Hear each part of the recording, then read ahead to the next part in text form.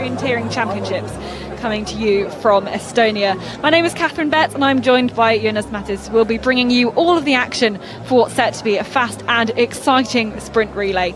Today, the athletes will race in teams of 4, running women, men, men, women, to be crowned the world champions. Today, we've moved 70 kilometres west of Tartu to the town of Viljandi, which has a population of 17,500. Some of today's course is set around the cobbled streets of the town, but athletes will also be running around the hills and the ruins of Viljandi Castle, which was built in the 13th century before being badly damaged in the Polish-Swedish Wars in the early 17th century. It offers very challenging and steep slopes, many of which are covered in some long grass, although we know they have been out cutting some of the grass into some channels to run down this morning. This is the view of the castle, and we can see the spectators are already out in force. Even there's a little picture of a control behind the spectators there. This is going to be the site of one of the gaffles of the race. So it looks like it's going to be a very tight race today with a very physical course, which we will be bringing you. They'll be passing Viljandi Town Hall as the course goes through not only the forest and the grassy slopes, but also some of the town. It's going to be a mixed bag, and it's going to be an all-round orienteer who's going to be able to win today. This is the view of the arena, and with many of the teams having, many of the countries having teams, all the other teammates will come and support them. Great showing from the Chinese in the front there, and I know the Brits are out in force to support their team. We've got a great amphitheatre looking around the town, and the weather, it's been pretty great today, a temperature of 20 degrees and sun, although some of the clouds are kind of moving in at the moment. Humidity 60%, so it's not quite as humid as yesterday, but should be some great conditions for sprinting, possibly even, dare we say it, a bit warm. And this is the view we can see over the area, which is very, very green. As I said, it's going to be the greenest walk ever, maybe. So here is the details of the courses. Legs 1 and 4 being run by the women. They've got 3.2 kilometres, 125 minutes of climb, and we expect a winning time of 15 minutes. The men are running, of course, a little bit further, 3.7 kilometres with 160 metres of climb. Again, an estimated winning time of 15 minutes. The courses are gaffled, meaning they will split up for some of the controls, and we can have a little look here about what's going to happen. We're going to start in the arena here, and then they've got already a route choice to make it up to the castle, where they will be split up here into the first control and 2. Again, a route choice into control 3, some of this long grass really featuring here, and then into the town, although we'll be avoiding some of the artificial barriers that have been put out in place. Heading again on some, they'll be forking, and they will be split up, the runners, and then again a route choice from control number 6 as they head back towards the arena into the deep valleys, and again out into these very, very steep slopes before coming around the back of the arena for a couple of controls before making the arena passage, where they'll pick up the new map. They'll head again out in a similar direction, and they'll have a few controls by the castle once more before going back to control 13. This is where the men and the women go a different way. So the men go into this forested area down at the south, have a couple of controls, and then they make their way back north, and the women, they just go to control 14 there, marked in red, and there's a few easier controls towards the end and the finish line. Jonas Mattis, what do you make of the course today? I think it's really interesting. It's not quite usual for a sprint course to have this many steep hills and slopes, so that is going to be a little bit unexpected, maybe even for the runners. And I think it has some really decisive route choices legs already to the first control. I think it's important that you avoid the first climb and you turn left after the start triangle. So it's going to be quite interesting to see what the runners are going to choose right from the start. Yeah, and this is where we can see some of how it looks in more of the town, but this is what control number 2 and 13 look like. And this is going to be an interesting route choice. Well, there's not too much of a route choice. We think they're going to go fairly straight, but it is very, very steep. Well, first of all, down this hill and past the ruined wall, back up again, but it's the second part, the second down and up of this control, which is a bit trickier. Yeah, exactly. We were actually running this leg this afternoon already, and you see it's really steep, and most of all the grass to the right here in the slope is quite high, so it's not that runnable. And I think the runner does exactly the right thing, like following the ridge a little bit and heading down to this big re-entrant. And you said there was a bit of a track if they keep in the brighter orange in the better open. Yeah, exactly. If you go slightly more to the left, you can see it here a little bit on the screen, or yeah, in the picture, that here the runnability is a little bit better than going to the right. And here you already see how high this vegetation is, and the runner has some problem as well. Yeah, it's the grass is very long, and even some parts of the brighter yellow we considered that they should be in the rough open category, but they've been out to cut some of the grass even this afternoon to make it a bit shorter and a bit easier. But here is the start list. So they are in order of the positions that they finished last year in Strömstad. Which do you think could be doing best? I think we see the top nations already at the top here in the start list. Denmark is, of course, one of the big favorites, as well as Sweden and Switzerland, because they had the best results in the past as well. Then I think there are some strong outsiders, like the British team. They have a really strong team this year. Also, let's not forget about the Russians, the Norwegians and the Finns. Maybe the Czech. I think these are the nations who will fight for the victory today. So as the athletes make their way out to the start line at the beginning, we can take a look at some of the route choices here. And we think that they're going to go fairly straight into these controls, and they have cut some of the paths. They probably won't even bother taking some of the paths down here. And again, into control number 3, it looks like it's going to be the red choice that they're going to take. The green one is slightly shorter, but it's too rough going down there. Yeah, I agree. And I think we were actually testing it, and the one going to the north, no, not the north, but the left, running around, it was too long. And these two, again, are very similar. You tested this route out as well? No, we didn't test it actually, but we think that going left would probably be slightly faster, yeah, but we'll see. Avoid some of the rough. And then this was another route choice, and we ran all of these different options, and the red one is slightly shorter, and we do think it's a bit quicker. There's a few cobbles down there, but we tested the blue and the red was quicker by approximately 15 seconds. 15 seconds. So that's actually quite a margin on the sprint relay. And then again, a route choice into control 16. Which do you reckon they're going to take, if any? I think there it's quite important. It's only the men who run, but I think it's important to use the bridge there, so you don't, so you can avoid some climbing. And yeah, we'll see. Okay, so this is the starting line. We had Denmark with Cecilia Friberg-Klusner going out in front. Switzerland leading them off is Elena Roos, and then Lina Strand is going to be the starting runner for Sweden. They finished 3rd last year. And then it's Kat Taylor for the British team. She's going to be leading them out, hoping to have a good time. And Norway, it's Inge Mira for the Norwegians. And the Czech team, it's Jana Knapova taking the lead. So those are the top 6 teams, although we mustn't discount the Russians. They were disqualified after Natalia Gempeler missed punch last year, so they will definitely be ranked in the top few come the finishing results. And also we have the Estonian team running as well. They'll be cheered on by a lot of their supporters today. Yes, so we mustn't discount the Russians and the Finns as well. They finished 7th last year and could well put in a good performance today. So we have about 10 seconds to start.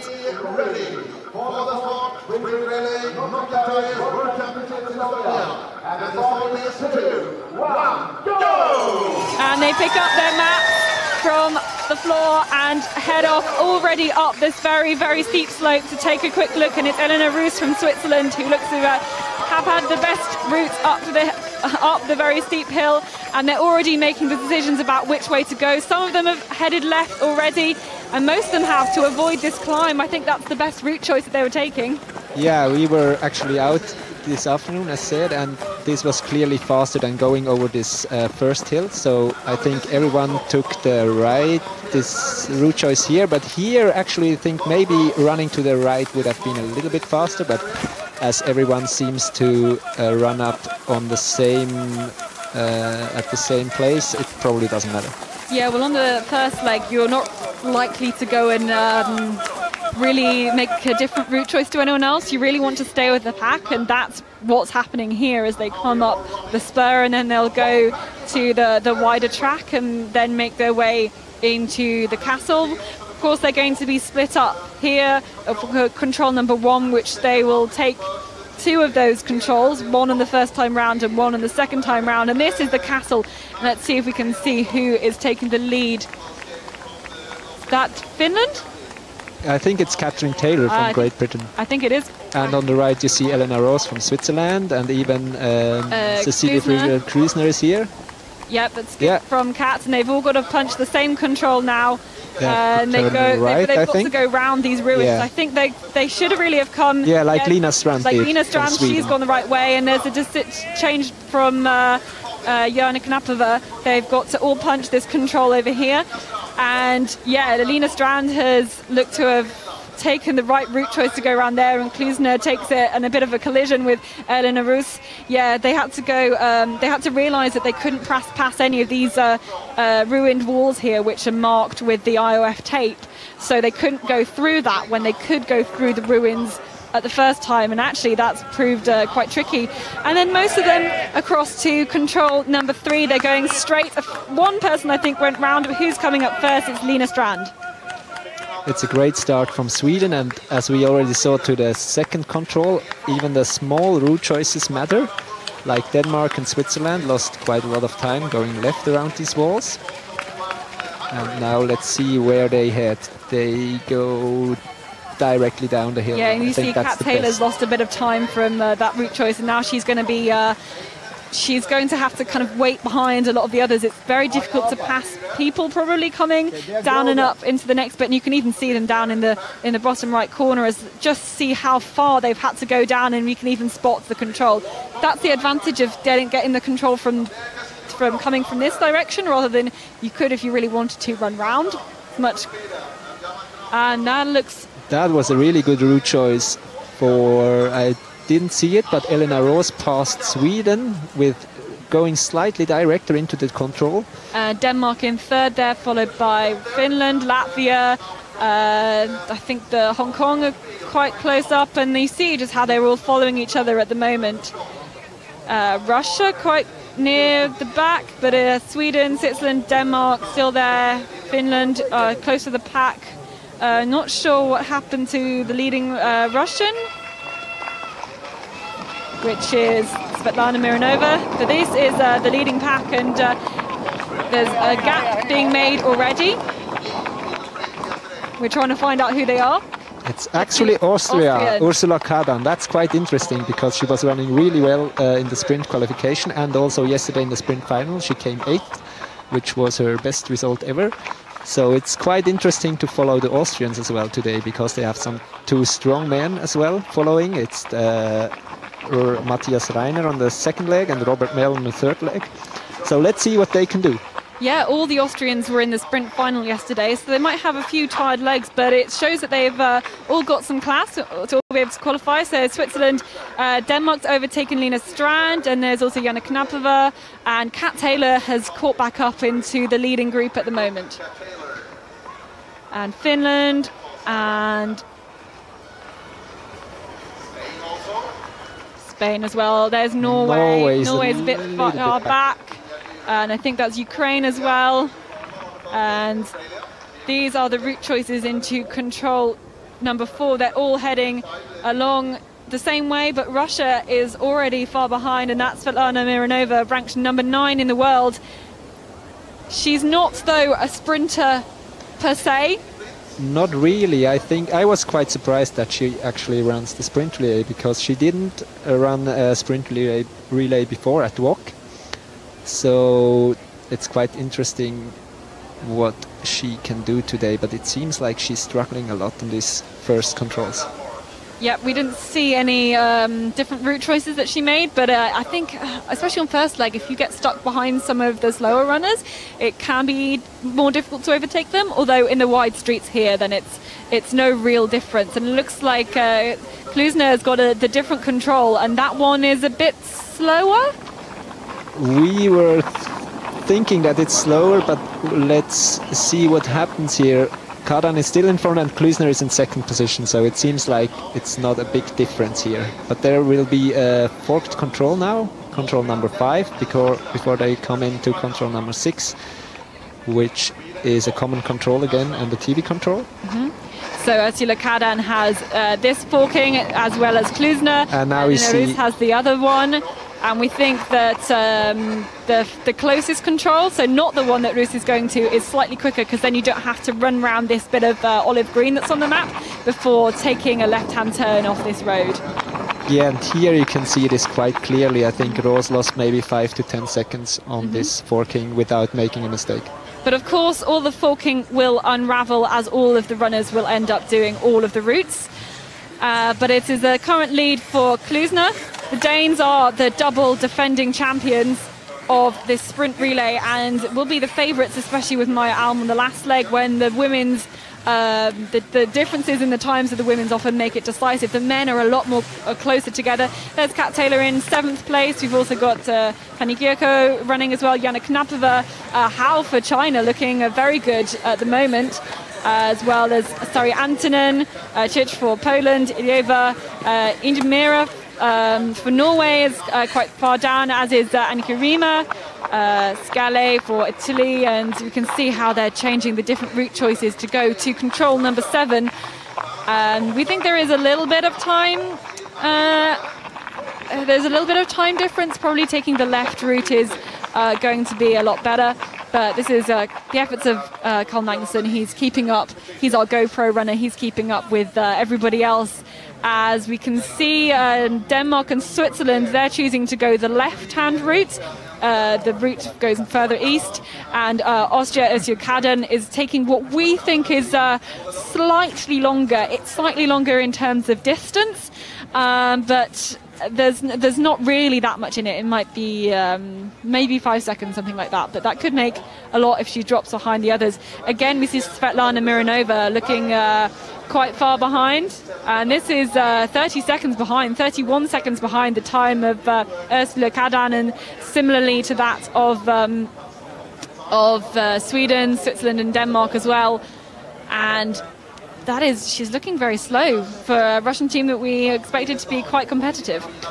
Yeah, it doesn't look good. I don't know if something happened, if she twisted her ankle or something in the first part, because she lost 45 seconds already, and that's a lot in sprint. Yeah, she seems to be travelling a lot slower. Let's see who can take this control first, and that's Ursula Kadan, although she's been caught by the Dane. Well, they were about similar. I think actually Kadan might have been running slightly quicker, closely followed by Elena Rus and Fanny Gyurko running from Hungary. That's a great first leg for the runner who often is living in Britain. Lena Strand. Kat Taylor is also there, 13 seconds behind Jakub Kina for Belarus too. And they run up the hill and straight down again. They have a few controls to visit in this area of the course that they've already visited before, and they will go around the back of our arena here, and we will see them soon running through. Really impressed by the performance of Ursula Kadan so far. She's really she took the lead, and she seems really distinct in her decisions. And yeah, she's leading the pack here. Yeah, and she's getting time away from the others. She must be feeling very, very strong. And here we are split up as they go into the different routes. But let's see what happened in these route choices here as they were split up. And then not much in it into control 7, but here we can see how they were split up into control 9 with Klusner going up the hill. She chose to, there were a couple of route choices here. She could have gone up the hill and approached it from the top, but she decided to approach it from the bottom, and we think the further control, so not the one that Klusner had, was a bit quicker. That Kadan gets the control at the bottom of this crag, and that's a good lead over Elena Rus, who Fanny Gierko there. And I think, yeah, the control that Klusner took was actually a bit slower when we tested it earlier. I think it should be faster if you run it directly, but she chose to run around to the right. So that was probably a detour too long. So Lena Strand has dropped behind Kat Taylor of Great Britain. So those are the first 5, 6, 7 teams. This is Sari Antonen from Finland. They tell me this is the only cliff in the whole Estonia. And we can even see them running behind our arena as they make the passage around some of the buildings here, so we will see them very quick soon. That's Svetlana Mironova and Inge Myhre from Norway. That's how far behind they are, but they're running together. I wonder whether they'll know how far behind they are, but this is the run through in the arena. It's Ursula Kadan looking very good. 6 seconds ahead of Fanny Gierko, who's having a great first leg for Bulgaria. Then Klusner, sorry, Hungary. Fanny Gierko's running for Hungary. Klusner for Denmark. Taylor, 11 seconds behind. Jakub Kina running well for Belarus. She's going to... Anastasia Denisova will probably be having the last leg there. She's a great sprinter as well. Lena Strand, Jana Knapova. We also have Latvian in there, Strand. So that's going up the slope for the second time. They have a short route now. They're going back to where they came from. They'll be familiar with this route. Elena Roos will be very familiar. So Elena was quite happy with her sprint yesterday. She was really happy. She came fixed and finished at the podium like last year in Strömstad. And even though she didn't took all the right route choices, she was happy with the result. And I think she's in really good shape. She will run 4 distances this WOC, which is a lot. Yeah, she got some important tasks from the coaches as well. So we just had the second group through the arena. You may have heard all the cheering. That's how far behind they are as the runners come to another of the controls in this castle. And then they're heading to the same control that they had for number 2. So they probably won't make any mistakes that they did before. And there are controls very, very close together in this area, actually. There are 4 different controls here. And they've really got to make sure they get the right one. And Elena Roos is looking around. She doesn't know where she's going. That's a little bit of a hesitation, as is Fanny Gierko. I think she is making sure she gets the right control. Of course, there's this one hidden behind here as they all go around. Again, they're making the wrong route choice going around here and trying to cut down. Yeah, maybe if you have this this other control, it's better to go to the left. But yeah, quite interesting to see. And Ursula Kadan is still looking very strong. No weakness here, but Cecilia Klusner is catching time. So yeah, Klusner may have had the control further south, meaning she could come round this near side of these ruins here. Kat Taylor is still there, and Lena Strand looks to be dropping behind. I think you can see with all these runners now just how physical the course is, and how they're getting tired. Yeah, now they are for sure they are running on their very limit because of, you saw the technical data of the course earlier. It's a lot of climbing, and now in the last controls they just have to push again up this hill. So that's really tough physically. So here with different route choices were taken, as the Kadan still looking very, very good, as some of them deciding to go up the track. Probably they made the difference having more time to look at it, and they were running further apart, so there's less incentive to go and run with a pack. But these, you can see the leading groups, and again the gap is still about 30 seconds to Russia. I think Svetlana Mirnova's caught up a little bit, but it's looking good for Austria, as it is very, very close here at the start, at the front. But it's quite interesting that the big favorites, or some of the big favorites, are already in the front right from the start, like Denmark and Switzerland. They are running really well. And even Sweden, I think, is not that far behind with Lena Strand. So the race is still very exciting. And now, of course, we wait who is going to take the win on the first leg. And now we've not necessarily expected them to go very direct on this route to 15, but they're going down, and then they've got a big climb up. maybe Eleanor has decided she's still got the legs for it. So they will punch this control 15 and then make the run into the finish. Great start for Switzerland in this relay, as well for Denmark, and of course Austria, which was a little bit surprising, but still, if you looked at the result from yesterday, you could expect that Ursula Kadan is going to do well. So Eleanor Roos will round the corner. She's going to be handing over to Florian Havald. She will take the map up from the board and pass it over to Havald, who will be taking off for the next. Again, we have Denmark, we have Austria, we have Sweden, we have Hungary, we have Great Britain coming in 6th place. Kat Taylor just trying to find which map is hers. And we also have the Belarus athletes. That is looking very good. And we've also got coming around the corner, this is Yana Knapova, who's already 32 seconds down, off the lead of Elena Rus. We also have Russia coming in around the corner as well, followed by Ukraine and Estonia as well, as they drop their maps, come around the corner and pass it over to the leading runners. But that is, we have Norway as well, 54 seconds down, and that is not looking good for the Norwegians. It's quite a lot of time to take in, but you never know what happens. And on this really physical course, there can be some changes. And even Finland is more than 1 minute behind. That is a lot. Yeah, Sari Antonen looks like she's had a really tough race, as this is going back to Switzerland with the lead. Now, normally there's not much of a gap between all the men because they're all very, very close to each other in time. But the men are going to go into the forest as he takes possibly the longer route around the top there, but still it's got a good lead over Jörg Lüssel, who looks like he's taking 2nd place, and also Austria is Mel in 2nd. Whereas Denmark lost quite a lot of time on this first control. This is Andreas Bersen from Denmark. He's 26-year-old. It's his 5th World Championships, but not usually a fixture in the Danish team. I think we've got a few injuries. Obviously, after Emma Klingenberg's retirement, Ida Bobak and Søren Bobak both being injured, but still the Danes have strength in depth. So this was a standing after exchange number 1.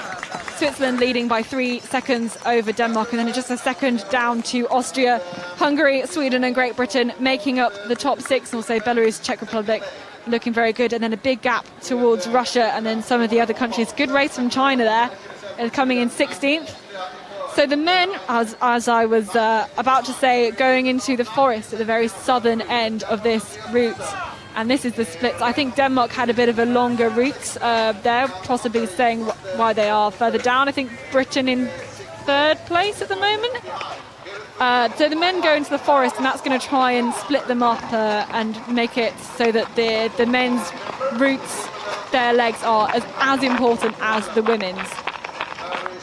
Now we follow Florian Havald from Switzerland. Quite interesting fun fact that Elena Rose is his girlfriend, actually.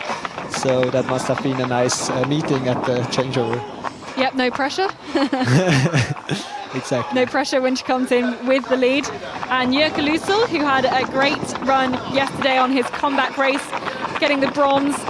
I think he didn't really know what to expect out of his run yesterday, but he said that the legs were there despite him being injured all the time, but he thinks that actually running fewer races is going to be better for him. So again, they're taking the same route as the women took and going left at this point, rather than, well, if they'd gone to this point they would have to go left. There is a route round to the right, but we think this one is the quickest. Yeah, definitely. And we saw that Austria with Matthias Reiner is still in 3rd position. So really good start for the Austrian team so far. And here comes Denmark. Yep, Ralph Street's holding off Andreas Bersen from Denmark. And we've also got the Hungarians tagging on to the end of this leading group. And this is where we can see that they've already stretched out a lot of time with Havald looking very, very good ahead of Jörg Lüssel, and the Britain and Denmark dropping behind. But we mustn't forget that there was the forking at control number 1, which I think definitely pushed Denmark back a bit. may well pushed Britain back as well. And of course, all of the forkings will unravel by the end of the whole of this race. So it means that all of the runners will have run the legs between them. So I think this is a really nice position for Florian Howald and Switzerland, because he can run alone in the front, and this is like an individual race, so he's not in a hurry or stressed by other runners, and he's looking quite strong as well as Jerker Lysell does here. They have different forkings now, so it's spreading up.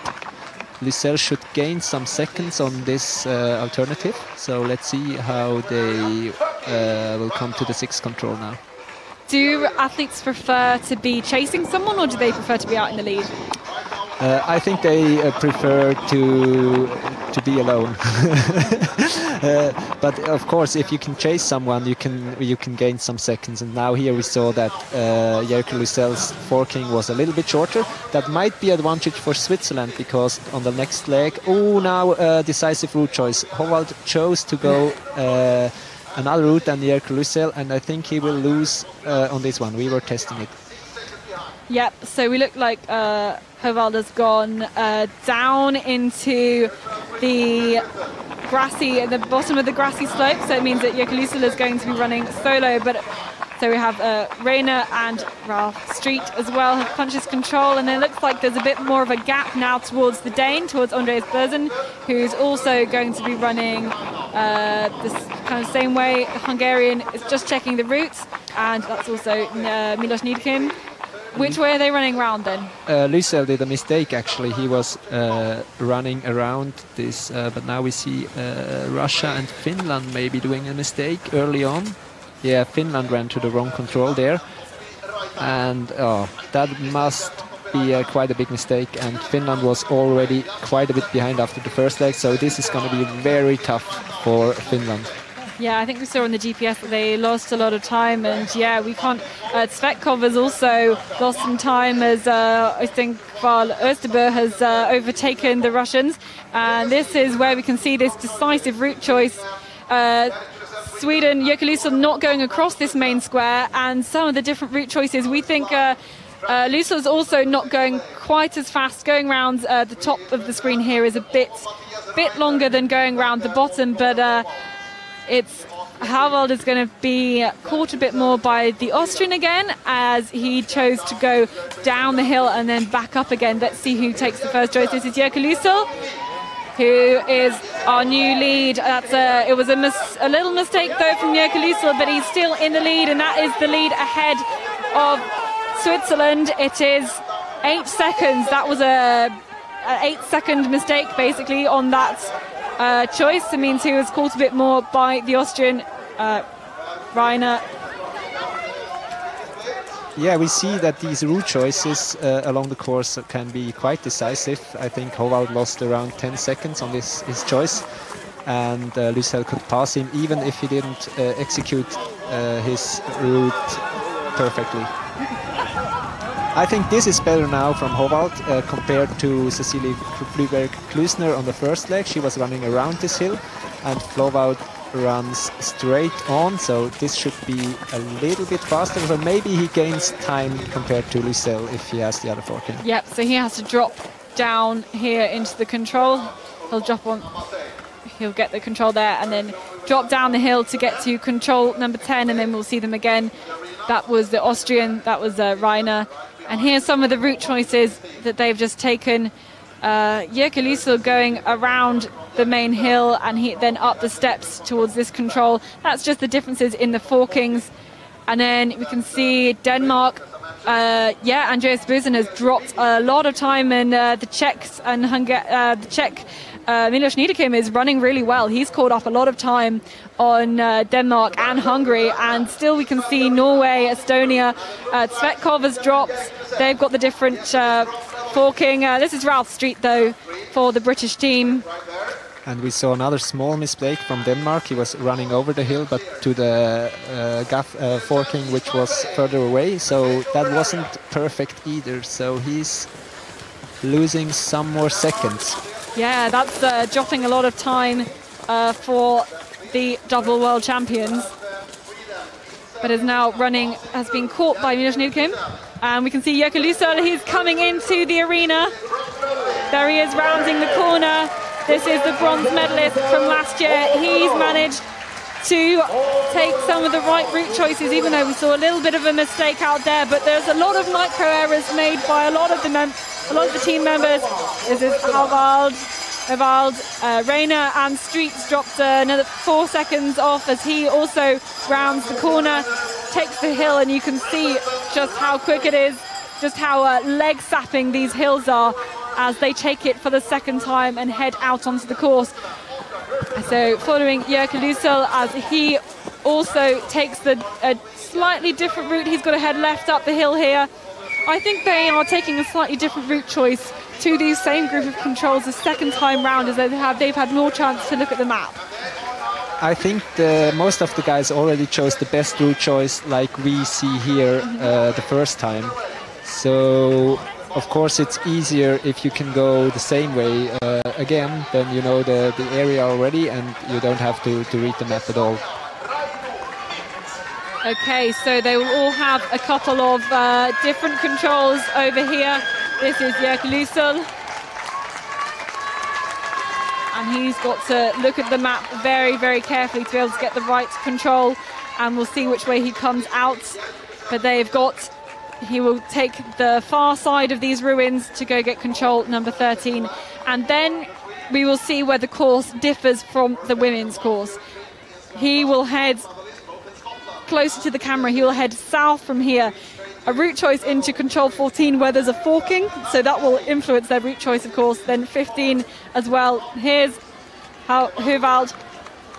Yeah, Hovald is like running. Yeah, he ran almost at the same speed than Lüssel, but of course this can be about forking. And now it's going to be quite interesting because the courses are going into a real forest area. It's really unusual for sprint. And we'll see how the runners manage to do that. And really cool to see that Austria is still in the fight for the top positions. Ralph Street looks like he's caught up the Austrian, but he's still lost a bit of time on the leading Jörg Lüssel, who's had a really great run. That was the different route choices because they've gone up and over the hill. That wasn't a good route choice, I think, to take. It's lost them about 4 seconds compared to the running, but they also had the same forking here. And this is a different route choice here from Havald choosing to go over the bridge. Yeah, he can save some climbing actually. I reckon he has to go to the control a little bit more left in this picture.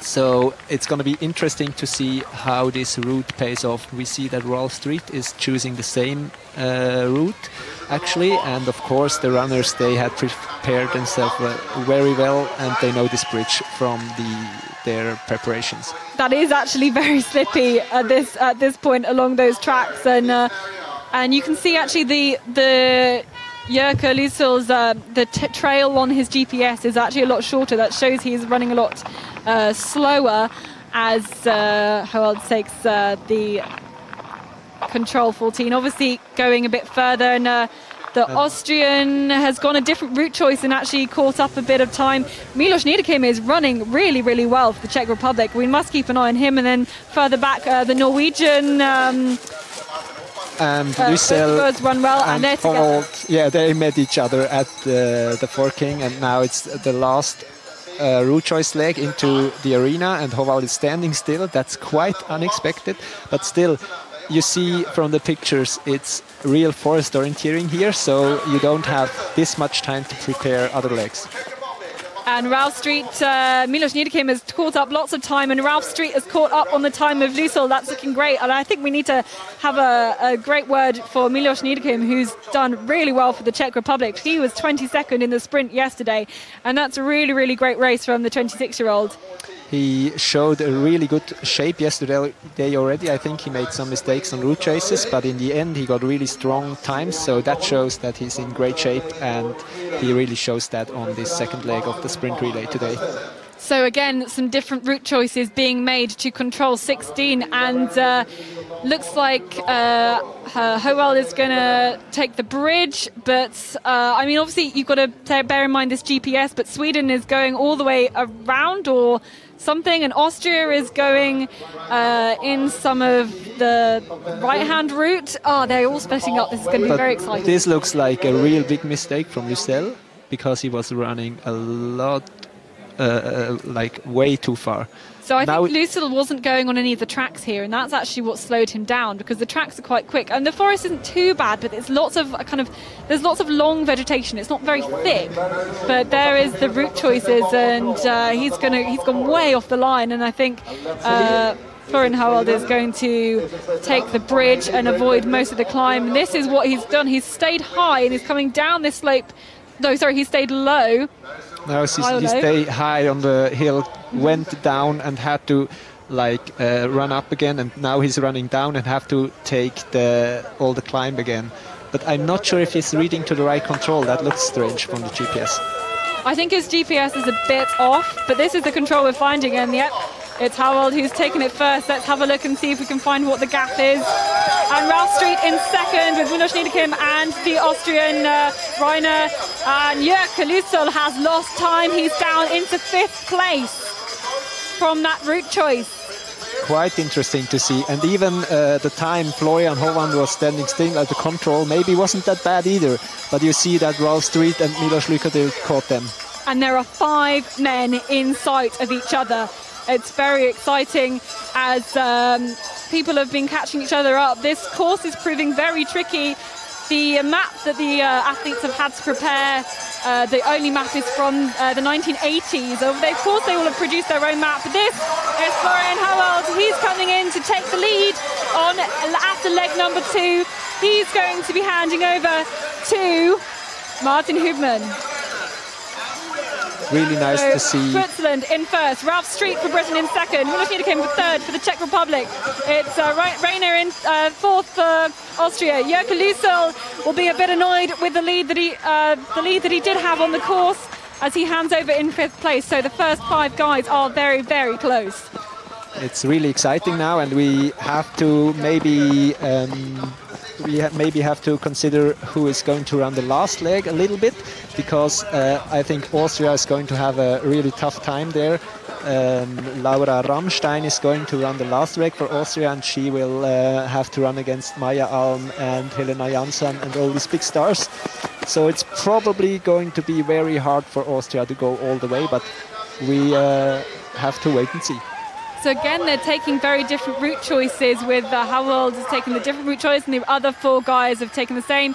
But this is the gap to Hungary, 1 minute and 3 seconds down. Again, Norway, that's Østerberg crossing the line. He's going to be handing over to Håkon Jovis Vestergaard, who was 8th yesterday, making the change. And again, we've had Russia crossing the line. That's Dmitry Tsvetkov. He's handing over to one of the legends of orienteering. Andrei Kramov, yeah, he will run the 3rd leg for the Russian team. But now we see that there is quite a big gap between the first 5 teams and the 6 teams. So I'm not sure if it's possible for one of those to come back and take a medal. But a team we haven't seen yet coming through this exchange. Here we go, Andreas Bersen, who is the weakest leg on the Danish team. I think it would be fair to say. Yeah, of course, it's always hard to say. They are all very strong runners, but he's the most, or he has the least experience. And here we see another mistake from Finland, Topi Raitainen. That was a big mistake, actually. And from Rado Mitz. And they all ended up going to the far right control number 14. So Finland is down at the moment, but now Christian Jones took the lead for Great Britain. Great to see, Catherine. It's really, really great to see Christian Jones leading Martin Hubmann, Jonas Leandersson, Wojciech Kral and Robert Merle, am I saying that correct, for Austria? Who's running 3rd leg? Robert Merle is running 3rd leg. Yeah, he's a really strong runner as well. These guys are very, very close together, although Martin Hubmann is able to just take the lead over from Chris Jones. Now, Chris Jones decided not to run the sprint final yesterday. He qualified in second position because he had a bit of a calf injury that he's picked up after running for GB Athletics for the 10K World 10Ks. Where he had to pull out after 4 laps. So he was nursing a bit of an injury for there, but he wanted to basically save himself for the relay, and the Brits are hoping he can give Tessa Strain a good lead, or put her in a good position to take it around for the final loop. And these were some of the different route choices that were taken into control 1, and that's, I think, a mistake, or yeah, I would say that was a mistake from Martin Hubman, who going into that control number 2. Most of them have come further off and approached it from the other thing, but that's the gap to Denmark. It's over a minute. This trail is a minute, and this route choice here, what do you make of this? I'm not sure that this is a good route choice, but we have to see. We didn't test it actually, but it looks like it's a little bit longer, and on the first part of the leg you have to run through some high grass, so probably the one who went left, like Sweden, will gain a little bit of time on this leg, but we will see at the next TV control. There's also more climb on that route as well, and I think that's there's a lot of climb on this men's course. I think it was at 160 meters, am I making that up, for the men's course, and that's just adding a bit more climb as we followed Austria up this. But it's GB, Chris Jones leading out Jonas Leandersson, and Wojciech Kral dropping a bit behind on this control number 4, and it's looking like a good route choice. And here you can see the differences. So that was quite a bad choice for Switzerland and Austria, Martin Hubmann and Robert Merl, who went to the right here. And that could be about 10 seconds, 10-15 seconds even, that Martin Hubmann has lost on the leading group, which is now Chris Jones and Jonas Leandersson. And Jones is leading it out ahead of Jonas Leandersson. But here is another forking that they've got, and it looks like they're going to be heading for the far control, which is a bit longer. You see the control here on the left. Which and is Switzerland is going to the left control, because we saw Florian Howald earlier going to this one. And here is Wojtek Kral for Czech Republic, one of the strongest runners probably in the field. He came 6th yesterday. Yeah, he was 6th yesterday and is ranked number 17 in the world. He's really got to be a good runner for their team, to be keeping up with the top guys. And let's see how much of a lead will be had by Chris Jones as he comes in and takes this control. It's control number 6, and it's 2 seconds over Jonas Leandersson, and then again over Wojciech Kral, who he had a slightly shorter leg there. And let's see the gap. What is the gap now to Martin Hubmann? The gap is 19 seconds, and that is the result of a bad route choice into control number 4. He's lost 19 seconds off the lead of Chris Jones, and Robert Merl is also dropping behind, but looks like Leandersson has just overtaken Chris Jones here, but Chris Jones has got someone to chase now, as they both take the same route choice. The one we think is slightly longer, but they've all taken the same. Yeah, I think it's a good one. Maybe if you go to the right, it's a little bit faster, as we have seen in the first 2 legs. So now it's going to be interesting what Martin Hubmann makes. Maybe he can gain some seconds, but it looks like he's going the same way. Yep, I think this is the fastest of the route choices, and this is the gap back to Denmark, to Norway, and to Russia. Norway, it's Håkon Jovis Vestergaard, and for Russia, it's Andrei Kramov. Denmark, though, they've got Ture Lassen. He was 11th, and a strong fixture in the Danish sprint relay team.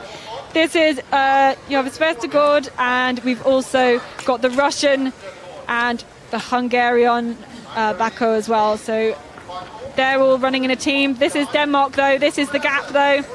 It's 1 minute and 38 seconds. Now, if that's going to grow over this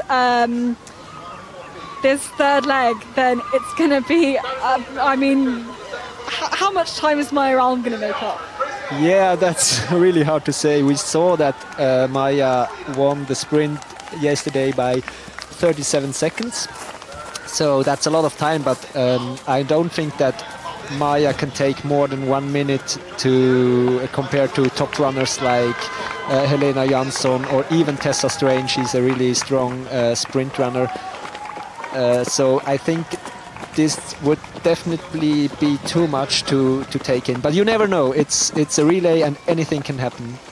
So we will see these different route choices being taken by the top two runners, and that's because they've got the different gaffles. We'll see Jonas Leandersson coming to the bottom of these two control number 9s, as because of the routes they've taken probably, and we'll see them back at control number 10. These are the routes they've taken. This is live, although I think we've got a bit of a delay on this.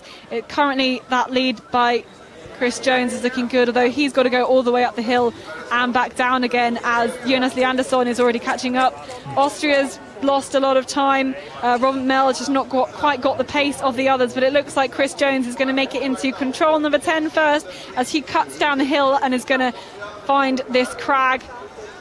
So Chris Jones punching control number 10, and we're going to expect him in very soon. We'll see them run behind the arena, and then they will come through to control 11 and to the arena, where they will pass through before going on the second loop. So again, these guys, 3 guys running very, very close together, and the Czech athlete looking very, very good. We can just see them. Czech athlete is a bit behind of Sweden and Great Britain, and we're going to see them rounding the corner very, very shortly into the arena, as they've already headed over the hill. And it's Chris Jones who's coming in first into the arena. Only a second, if that, lead from Jonas Leandersson, but he's kept his head. The gold medalist from the World University Champs, double gold medalist from the World University Champs last year. He's a great hope. They are 4th last year with the Brits. They are desperately hoping for a medal today, and at the moment it's looking great. 21 seconds gap though to Martin Hoodman. He's caught up, I think, a bit of time from the time he, well, not that much from the time he lost from that wrong route choice later, but the 3 guys running together, Jones, Leandersson and Kral, will all be pushing themselves, and they're taking a different route choice to go across to the castle this time, and that is, you've got to have absolutely no fear. And Jones just taking even possibly a couple of seconds ahead of Leandersson, cutting down the hill first. Now the grass around here, I ran through it earlier, some of it, it's about mid-thigh high. It's very, very long, and here they're going to split up and go to different controls.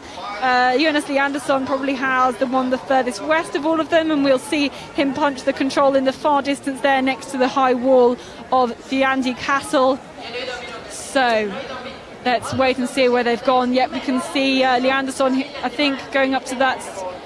Chris Jones is having a little look around, making sure he gets the right control. There are a number of controls very, very close together at this point, but it's when they get to control number 13, which is the other side of these ruins, we'll see how the forking has affected them as they go far around the far side of the ruins here and stay at the top of this very, very small slope. So it looks like Jonas Leandersson had a bit of a longer gaffle and has lost some time running with Wojciech Kral. So the leader, Chris Jones.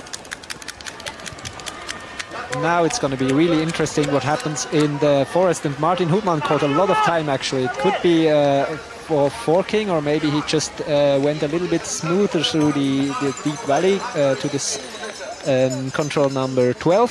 So, but we saw earlier on the second leg that that this forest part is really decisive. And Hoopman is actually going to the control more to the right here on the picture, and this forking is approximately 15 to 20 seconds longer, we think. So that could be a disadvantage for Switzerland now. Yeah, this forking we've seen already is proving tricky. This is how far Robert Mell has dropped behind the leaders. The first 2 runners were looking very good, Ursula Kadan and Matthias Reiner, but Mel does not quite have the pace of the leaders, and he's dropped to 1 minute and 4 seconds behind. So the first 4 teams are clear by nearly a minute of Team 5, and these are the route choices.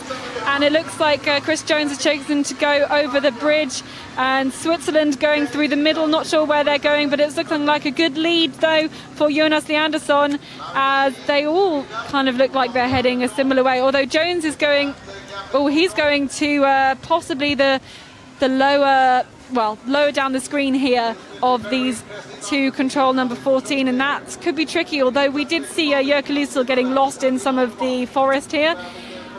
Oh no, that's the Czech athlete going there. Oh, was it a mistake? He's going round this hill. Oh, it seems like he passed the control, but I'm not sure if he punched it and did a mistake holding the map in the wrong direction. And I think Switzerland is not at the right control either, because I think Florian Hovan was running to this control on the second leg, wasn't he? I don't know, but that's a mistake from Chris Jones, and he's turned around and he's gone the completely other way. Oh my goodness me.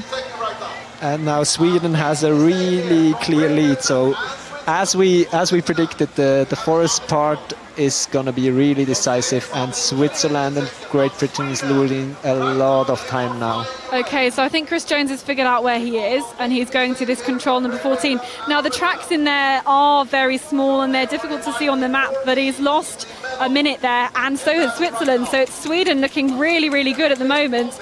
Both Switzerland and Britain making a mistake, and looks like they've all punched that control.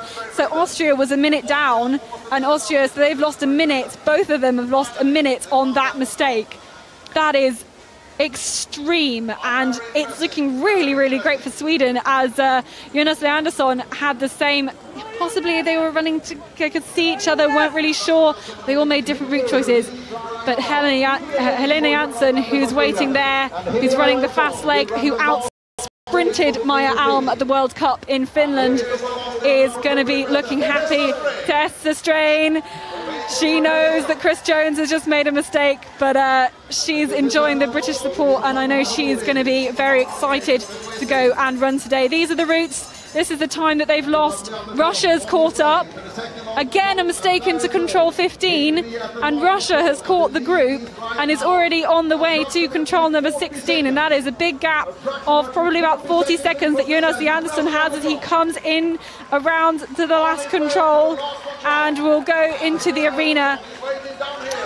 I think if we are going to talk about the decisive moment in the sprint relay afterwards, this was it, because Switzerland and Great Britain lost a lot of time there in the forest. Well, that was what the forest was meant to do. It was meant to split the men up, meant to be seeing if they will make any mistakes. But this is Jonas Leandersson. He was the one who could keep it clean. He's going to hand over to Helena Jansson, who will take Sweden out on the last leg, and she's been feeling very, very strong.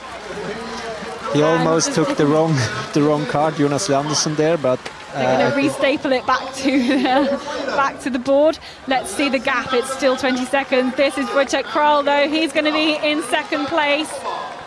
And then the last leg runner for Czech Republic will be Denisa Kozova. She's for sure a strong runner, but I think Helena Jansson usually should be a little bit stronger. So it looks really good for Sweden right now. So it's a 40-second gap to Wojciech Kral, who also didn't make as much of a mistake, but where is everybody else?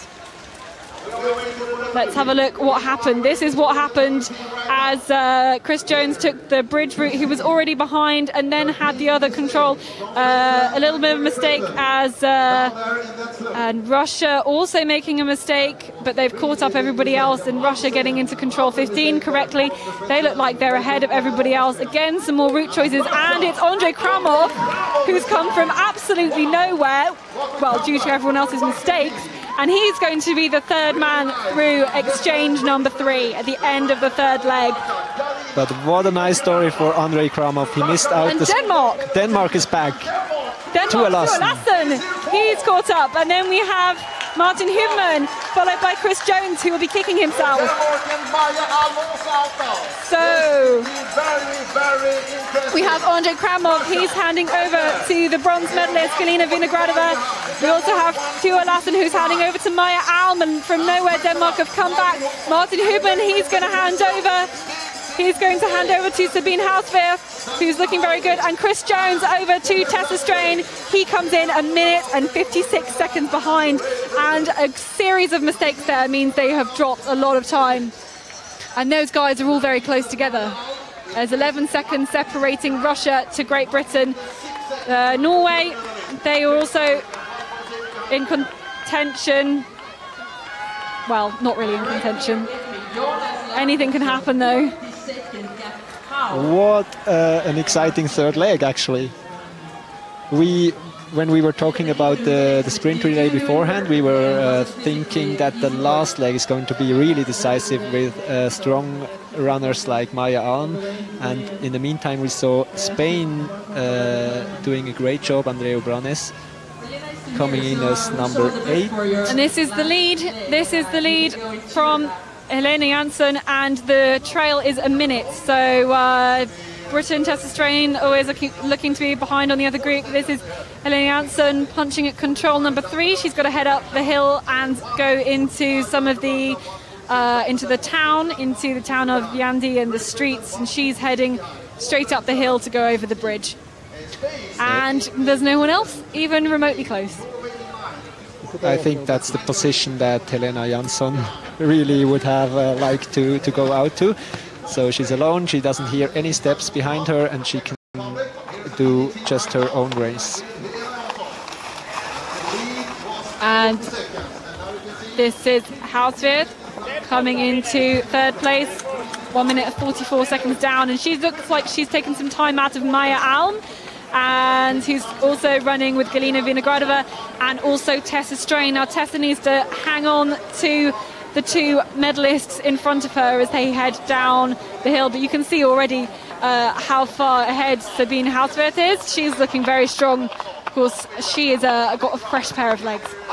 Yeah, Sabine didn't run the sprint yesterday, so she decided to save her for the sprint relay, where she has good medal chances.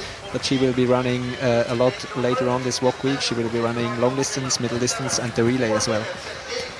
But she looks quite strong in the beginning, and Sweden went to the right as Martin Hubman did before, so that could cost some 15-20 seconds, as we saw earlier. And Czech Republic seems to go the other way around, so that could be better for Czech Republic now.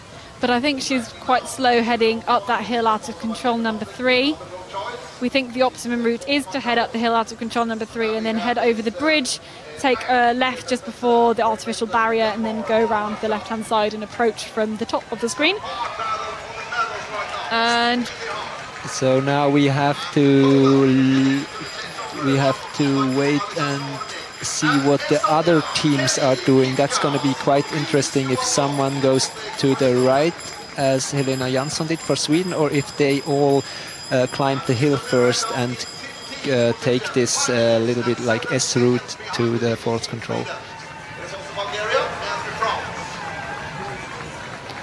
It seems like everyone is doing the right choice there, but Tessa Strain seems to struggle a little bit at the back of this pack. Yeah, well, as the runners are on the flats, they will get some distance ahead of Tessa as they're able to pick up speed, but she's staying with the group for the moment, and will have them in her sights as Helena Jansson has already punched control number 4, and she's on the way to control number 5, where we have some more forking, and it's looking very good. Probably still about more than 40 seconds lead probably there, but Britain, Tessa Strain not quite running as fast as some of the others. It's nice to see that Czech Republic is still holding on and doing a really good job on this last leg so far. But now we have a really tight battle for the 3rd place, and Maja Alm has picked up the pace and passed Galina Vinogradova and now even Sabine Hauswehr. So Sabine Hauswirth and Maya Alm, they're running together. We'd probably expect them to catch Denisa Kosova at some point on this race, but it's going to be difficult, well, almost impossible for them to catch up the time of Elena Jansson. But this is Denisa Kosova. She's at the back of the group as Elena Jansson punches at control number 6. Let's have a look at the gap. Yeah, she just punched control number 5, so she has quite a way to go. It looks better and better for Sweden, actually. Now we're quite excited. Who is going to come as number 3 here? Is it Maya Alm for Denmark or Sabine Hauswirth? It's actually Sabine Hauswirth, but maybe Maya Alm chose another route choice to the right, so we don't know that yet. Yeah, she might have the different gaffle. In fact, Sabine Hauswirth has probably got this one over here. Yeah, Maya Alm has already passed her, had a different That's route. Czech Republic, That's Czech I think. Republic, sorry. So it's 53 seconds. She's lost, I think, approximately 13 seconds on this, and this is Maya Alm, and we can see how Sabine Hauswirth got a little gap because she had the shorter forking, and I think that Maya Alm chose the wrong route choice, and now they can even see Czech Republic, so maybe they can catch Denisa Kosova on this last leg. So Switzerland in bronze medal position. They're 1 minute and 20 seconds down. And now even the other teams, most of all Russia is coming with Galina Vinogradova, the bronze medalist from yesterday's sprint race, also a very strong runner. So it's going to be quite exciting to see what she can do against Hauswirth and Alm. Seems like Hauswirth chooses to run around to the right and Maya Alm goes to the left, so maybe there's some difference here. Yep, they've got to go some different route choices here, and this is the lead that we've got. So Helen Jansson taking the left-hand route, and we do think that's the quicker, and behind Denisa Kosova also taking the same route. This is where we've split up Denmark and Switzerland. We will see where they come to at the next control. But it's already looking really, really great for Elena Jansson. She has kept it all together, not making any mistakes, and is looking very, very strong. She says she's in, I think, in the form of her life, in the physical form of her life, and she's certainly looking to have a good lead, although that was helped by some incredible mistakes in the forest area by some of the others. Great running from Helena Jansson so far. She didn't stress at all. She was taking her routes and executing them well. So now we see Czech Republic. Denisa Kosova lost some more seconds. She lost 7 seconds on that route. They took the same route, but that's just the difference in the running speed. So let's see who's going to come through this control next. And it's going to be interesting if Denisa Kosova, who's quite a young runner and doesn't have so much experience. And it was Maya Alm who's taken the better route choice and gone ahead of Sabine Hauswirth. She's got the Czech runner in front of her and has caught up some seconds. She's caught up to only 1 minute 13 behind, so has caught some time on that of Helena Jansson as well. And it's only 1 second ahead of Sabine Hauswirth. And yet this is Maya Alm. She's catching Denisa Kosova from the Czech Republic and has got her in her sights. She knows that is the silver medal there.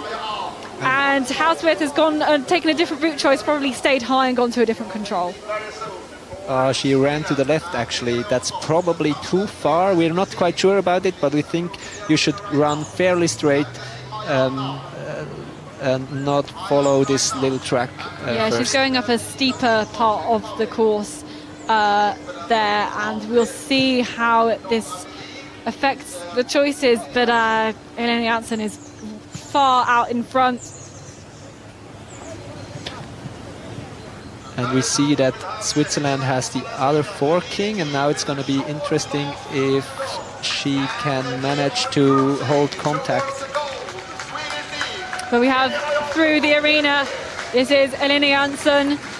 She's looking very strong, taking a good look at her map to make sure she gets to exactly the right control. Where there's 4 controls very, very close together, she'll head to control number 14. But let's have a look at the gap.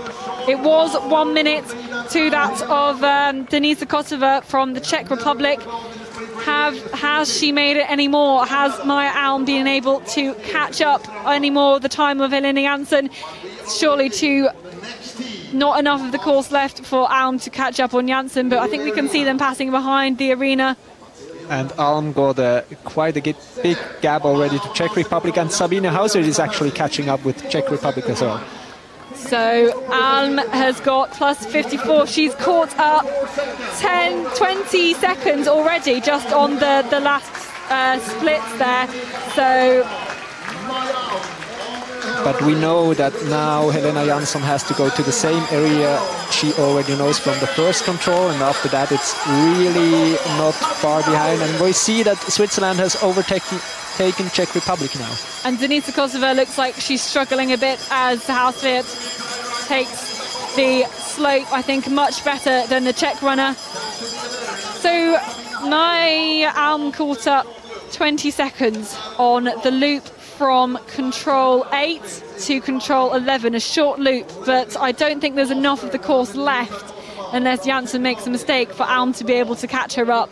And here we can see some of the routes. It's nearly 20 seconds gap now to Switzerland that Maja Alm has made as she finds the controls at the top of Viljandi Castle. But this is Elina Jansson, who's taking the better route, we think, around these ruins, which are marked with uncrossable walls, and she will go and find this control that she's already punched 1 time today. And she knows. Did she miss? Did she? Yeah, she did. Yeah, she punched. That's all right. And I think she took a quick look to the left and saw that no one is coming, so she knows she has a clear lead and just have to finish the job now. And that looks really good for Sweden, even though Maja Alm is running as always really fast. Okay, so Maja Alm, she's got just to have a quick look at her map, make sure she punches the correct control. She looks like she's going to be getting one of them. She's already punched a control, and she will find control number 2. Now, what is the gap? It was 54 seconds. She's now taken it down even more, catching up 12 seconds just on the time from the arena to this point. And Alm is running very, very well, but there's just not enough of the course left. Let's see how far Hauswirth has got. She's about a minute behind, 58 seconds, and has already lost Denisa Kosova. So surely those are the medals, barring any mistakes, but this is the leader. We cannot see Maja Alm anywhere, so it's looking very, very good for Sweden, as Elina Jansson has just got a few more controls to run. She's punched control 14. She's got 1 more control left to go as she runs down these steep slopes that have really characterized this sprint relay today here in Viljandi. And the Swedish teammates are going to meet Helena Jansson. Now we see Lina Strand and Jonas Leandersson and Jerker Lucell celebrating already in the finish shoot. So that was some great relay running from the Swedes once again. Really excellent from Elina Jansson as she picks up the Swedish flag. That's Lina Strand. She's going to congratulate her teammate, and they have time enough to run down into the arena together. An excellent result on terrain that probably suited these Swedes. They weren't necessarily the favourites coming in, but what a great race for the Swedes as they take a win with 1 hour, 3 minutes 32.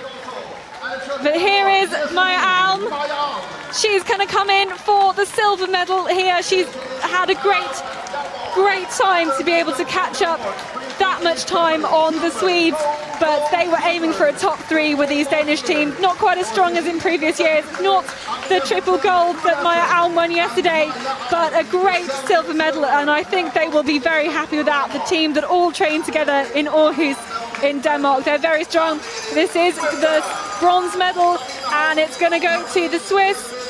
It's Davina Housworth, she's running down. Her teammates are just running up the finish funnel to meet her. And it's a bronze medal from the team from Switzerland. And I think we can see the great thing about relay running here. It's always special to achieve something in a team. You see the emotions here, and a little bit disappointed probably for Czech Republic because they were running so well most of the relay, and Denisa Kozova had a really hard time against these top stars on the last leg. But it's a great fourth place though for the Czech Republic. They were sixth last year. It's really great running for them, and this is Galina Vinogradova. She's going to come to take the fifth spot. She just had a bit of speed. Well, not quite as quick as the others, but a great running, we must remember, from Andrei Kramov.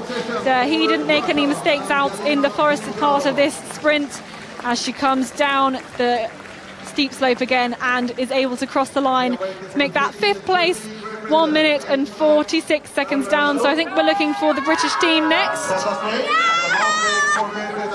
And it's Tessa Strain who's able to make this run up the hill.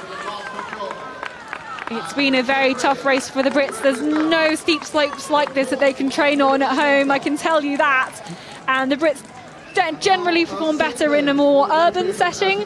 They are good at they're making the small route choices, but I think it was the mistake from Chris Jones that cost them a minute.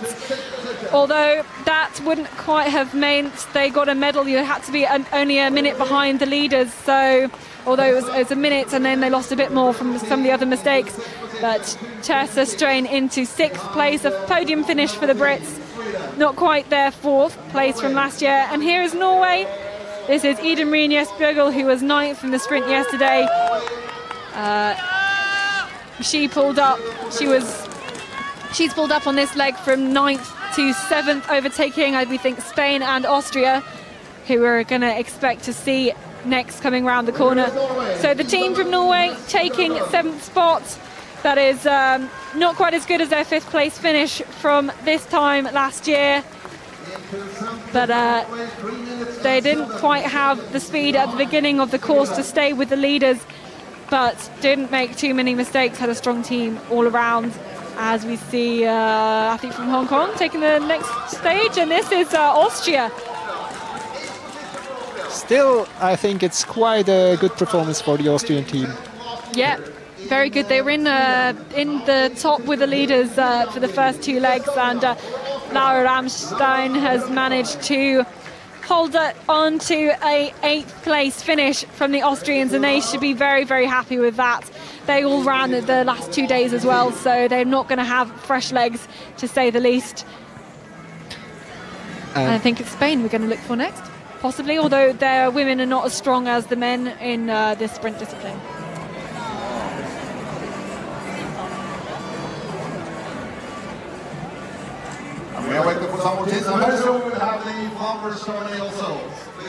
So these are the Swedes, these were the winners. Lina Strand, Jerker Lysel, Jonas Leandersson and Helena Jansson. They've taken that win. They are very happy with that, and I think Helena Jansson is being interviewed by the arena commentators at the moment. She looks very, very happy and very emotional, I think, as well. So these are the current standings at the finish. Sweden taking the win, 30 seconds ahead of Denmark. It's a great last leg from Maja Alm, but she just had too much to do. Switzerland into third place, 54 seconds behind, and 1:16 behind was the Czech Republic. So it's been a race of ups and downs as we see the team from Finland come in. This is Merja Rantanen. We've also had Hungary through as well. Great performance for the Hungarians. So, I mean, where do we start when analysing this race? For sure, it's quite special that this time the men were actually deciding the relay on the third leg. And we saw this forest area earlier on, and the big mistakes of Martin Hoekman and Chris Jones, who actually were too big to catch up on the last leg. And even Denmark, I think, lost the relay there, because if no, I think Denmark lost it on the second leg actually, but if they could have sent out Maya Alm with maybe 30-40 seconds, it could have been a quite exciting finish. Yeah, I think there's some parallel errors being made. There's a few hills in line from each other, and I think the direction being attacked by the likes of Chris Jones onto Control 14 meant that there was a few, I think, parallel errors with some of the large round hills. And I think they even saw the guys running before them, so they were probably distracted a bit by them, and they went too far to the right and followed the other runners who had the other forking there. So we were talking earlier about whether this course was a good course or not, and what did you make of it? It's quite controversial what really sprint orienteering is or should be. I think here it was not classic sprint orienteering as we know from really fast terrains where you can run a high speed all the time and take fast decisions. This was more about it was closer to forest orienteering actually than you normally expect from a sprint course. So the question is it still fair? Can you show on a map what is the best route? But we will resume that discussion later. But for the moment, we're going to bring you the flower ceremony from this sprint relay, and I think Elena Janssen can still just not believe it. Of course, we will have to wait for the official results once everything's been wrapped up, and they will get their medals a bit later on. But Elena Janssen, she's got her third gold medal. She'll be getting her third gold medal, and the first of it in a relay.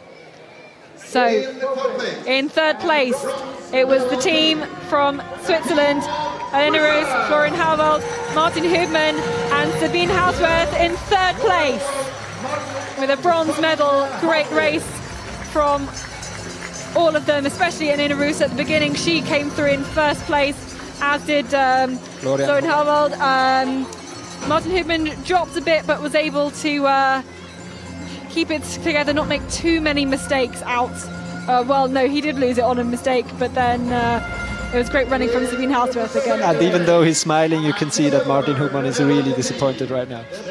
Okay, so in second place, it is Denmark. It's not going to be another gold for them, but it is a well-earned silver medal, and they were targeting a top three in a team that's possibly suffering from a few injuries, but nevertheless these are all top-class guys, and some great running from Klusner at the beginning. She was handed over in second place. I think they lost a lot of time on the second leg from Andreas Boesen, who's the newest member of the team, and then Tua Lassen catching up a lot of time. He had a clean run, and then Maya Alm just had to try and catch the world champions. She actually caught 1 minute and 16 seconds on the last leg. But these are the winners. This is the team from Sweden. It's Lina Strand, Jerker Lysell, Jonas Andersson and Helena Jansson, who was able to keep the lead. And she is, I think she's just in a bit of a shock, I think, that she was able to hold off. She had a big lead, but still the fact that she was able to hold off the fastest woman in sprint orienteering, in orienteering at the moment, Maya Alm, and the fact that they as a team kept it together for the whole race, even though they were not at the lead the whole time. In fact, they changed over in fifth place after leg one. They were in fifth after leg two. It was the third leg running of Jonas Andersson who was able to have a clean race that brought them up into first place, and then the lead of Elena Jansson was great, and the Swedes will have a lot to celebrate tonight, as a great team with great strength and depth was able to do exceptionally well today. Really nice to see the emotions of Helena Jansson with 31 years. She's still this emotional after a win. She has won quite a lot, but didn't win a WOC gold since 2011. So that's a really special moment for her, and it's really nice that it shows on the podium. And it shows how the World Championships gold means a lot, because they won in the World Cup in the sprint finish, but it's really performing on this world stage at the World Championships that really counts. But all in all, quite a lot of gaps in today's race. Yeah, I think it's that's the result of this quite extreme terrain with very steep slopes and not this fast running, especially for the men down in the forest. So we saw more mistakes than usual in sprint relays, so now we have these big gaps. Yep, so a very interesting race today, but unfortunately that is it for the live orienteering coverage of the sprint relay from me and from Jonas.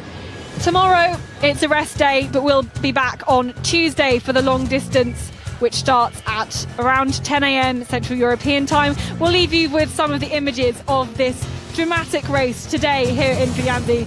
We'll see you on Tuesday. Goodbye for now. Bye.